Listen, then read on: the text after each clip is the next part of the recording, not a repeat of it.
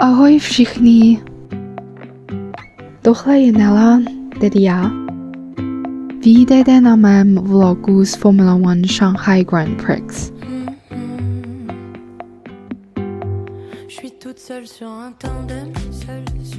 Z Pekingské univerzity zahraniční studií až na Shanghai International Circuit jsem absolvovala.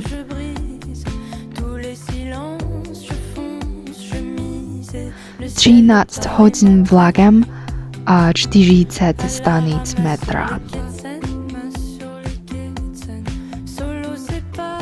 Od pátečního odpoledne do sobotního rána.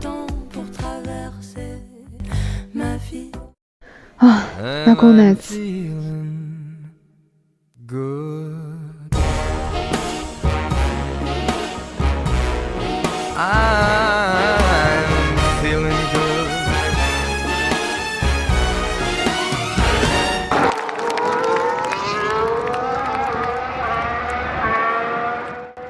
Šéf motoru mi zaplnil uši, cítím se tak šťastná.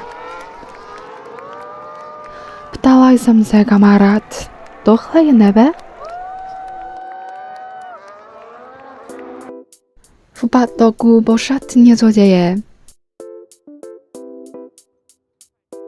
Můžeš si zkusit výměnu pneumatik. Jíst a pít pivo.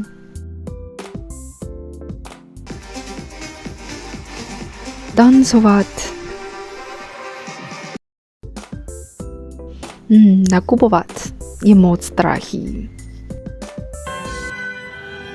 I poslouchat klasický koncert. Samozřejmě nejdůležitější je samotný závod. Jako fanoušek Ferrari to byl víkend plný překvapení i bolesti.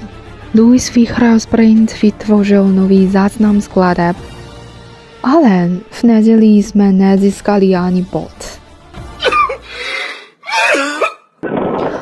Ve skutečnosti má televizní přenos lepší záběry, ale když slyšíš jako fanoušku kolem, cítíš přes nové šanghajské větro v ovzduší? Strahuješ se, jestli bude pršet? Vidíš ty řidiče naživo? Obdržela jsem řemeslné výrobky od holčiček. Všechno ostatní přestává existovat. I could hear the echoes around the city. It's like the scream. Teď, když tu stojím, konečně chápu tu větu. Formula One mi ukazuje nejen souboj rychlosti, ale i honbu za limity. Dokonalou týmovou spolupráci, umění obchodu a mechaniky. Osobní kouzlo závodníků. Myslím, že tohle je nebe.